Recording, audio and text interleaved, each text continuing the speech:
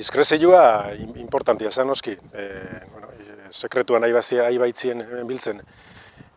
Honean etortzeakoan, diskrezioaren aserio xamarra hartze dezunetakoa Josu Joni mazan, beti bisera bat egin da betaurreko beltzakin etortze baitzan eta ez baitzitun kentzen barruan zehon arte.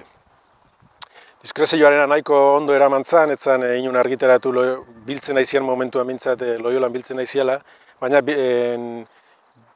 bigarren hirugarren egunean egunkari batek argiteratu zuen hiru alderdiak negoziatzen aiziala, baina Elizondo aiziala egiten bilerak. Konklusioa, ez zuten argitu nondik nora atera zen filtrazio hori, baina atera zuten konklusioa da, solaskidek, negoziatzaileek atera zuten konklusioa da, entzuketaren batian, poliziak edo, zerbitzu sekretuek edo, entzungon zutela Elizaren ondoan biltzekoak ziala, eta hortik atera zela gero Elizondon bildu ziala, ez. Honekin beste anekdota esanguratsu bat ere badago, Otegi kontatzen du, eta nabarmentzen du, Rodolfo Arezek etzeukala arrastorik ere Elizondo nuntzegoen, ez. Otegi egiten zuen reflexioa zen lurraldetasunaren arazoa nola demontre konponduko dugu Elizondo nun dagoen ez dakin batekin.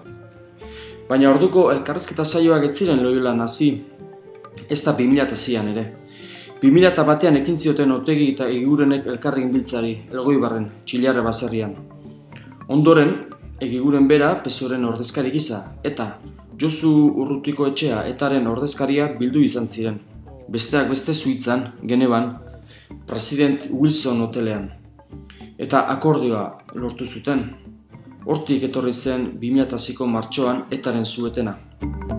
Euskadi Askatasunak 2006ko martxoaren 24tik aurrera ekintza armatuen etenaldi iraunkorra abiatzea erabaki du. Etzen ederki hasi garai berria, Otegi espetxeratu egin zuten berehala, Espainiako Auzitegi Nazionaletik deitu zutenean.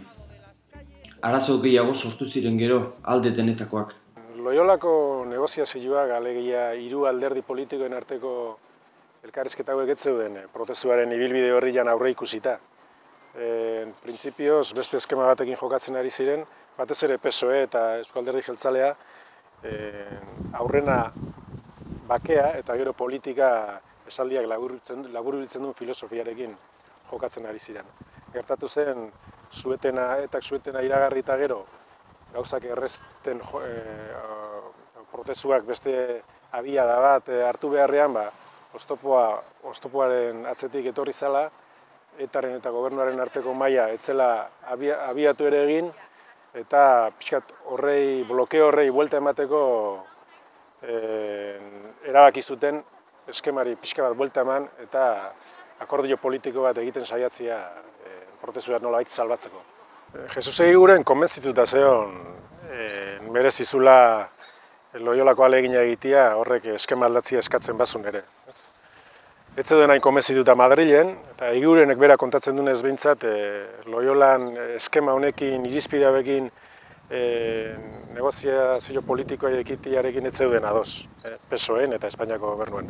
Baina berak konbentzitu zituen edo, inposatu hitza ez dut esaten duni, baina beak lortu zuen Madrilek oniritzia ematia hemengo negoziazioei. PSren delegazioan Egigurenek egon bertzula garbi zegoen, prozesuaren hasieratik egon zalako, bai Txillarren eta bai gero etarekin egindako Oslon eta Genevan egindako negoziazioetan. Rodolfo Arez berriz Loiolan agertu zen. Eta horrek zerikusia eduki dezake, Madrilek zeukan errezeloarekin edo Loiolan zer negoziatuko zen pixka bat hurbilagotik jarraitze aldera, Rodolfo Arez garai hartan PSOeko ejekutiba federalean zegoen eta segurazki Rubalcabarentzat konfiantza handiagoko pertsona zen Egiguren baino. Prozesuaren jatorrian Alderdi Sozialista eta Batasunaren arteko elkarrizketak egon ziren. Gero, oinarri sendoa jarri zituen PSOeren eta etaren arteko elkarrizketak eta akordioak, baina Loiolara hiru etorri ziren, ez? Eusko Alderdi Jeltzalea ere eseri zen Loiolako negoziazio mailan. Bai batzuk eta bai beste kontatzen dutenez, hori hasierako ideia esan aurre akordio politikoa hiruran artean egin behar zutela, ez? Loiolan ez zuten akordio erabaki, inun implementatuko zen akordiorik ez zuten egingo, baizik eta oinarri batzuk adostu eta oinarri horiek gero danan arteko alderdien maila eraman behar zituzten. Orduan PNV ere behartzan horregotia, gero alderdien mailan oinarri horiek gehiengo edukiko zutela eta aurrera egingo zutela ziurtatzeko. Beraz, hasierako planteamentua zen akordio politikoa hiruran artean egitea, aldatu zana zen alderdien arteko negoziazio hau aurreatu egin zela prozesuaren krisiagatik. Loiolan bost korapiloa askatu behar zituzten EAJ Batasuna eta PSeko ordezkariek. Nazio izaera, erabaki eskubidea, aitortu beharreko beste eskubideak, lurraldetasuna eta akordioa gauzatzeko prozedura.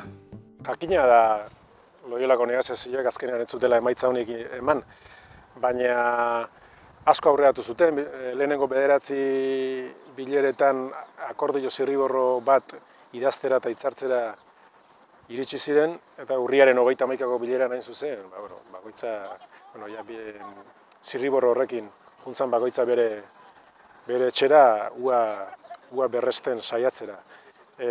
Akordio zirriborro horretan, azken batian, hitzartu zituzten gerora egin beharko litzateken marko politiko berrirako akordioaren oinarriak finkatu, ez?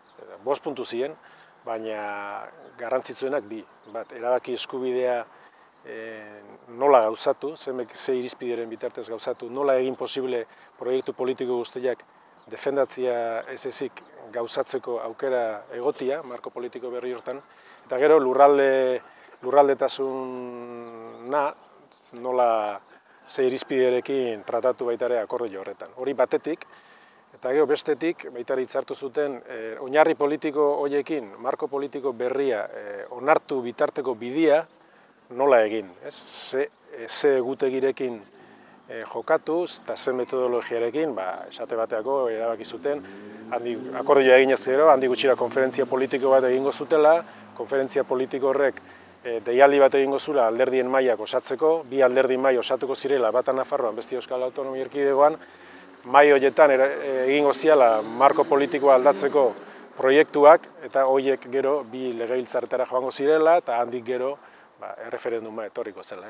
Hori detalle desenterekin idatzi zuten, eta zirriborro horretan hitzartzera iritsi ziren. Urriako 31an akordio zirriborroarekin bukatu zuten, eta beraz 8 egunera beste bilera jarri zuten, azaroak 8irako, bakoitzak akordio zirriborrori norbere zuzendaritzetan berretzi, eta sinatzeko bidean jartzeko.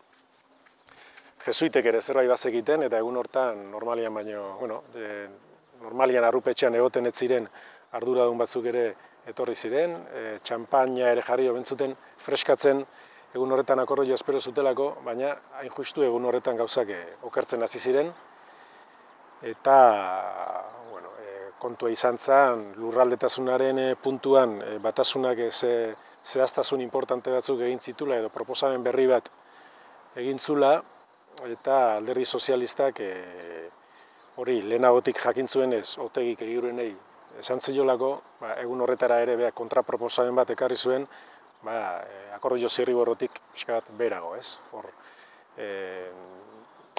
Astebete horretan,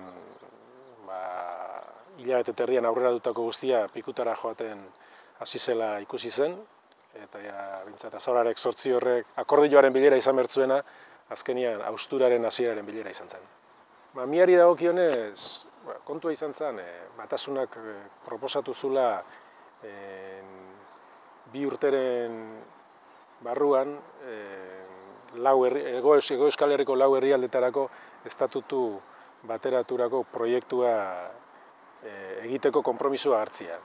Zirriborroan hitzartuta zegoen Euskal Autonomia Erkidegoaren eta Nafarroaren arteko organo komun instituzionala eratuko zala, eta proposamen berri honetan Batasunak eskatzen zuen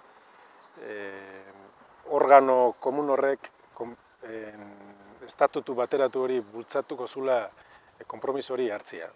Eta beraz, alderdi sozialistak ere estatutu bateratu horren alde egitea.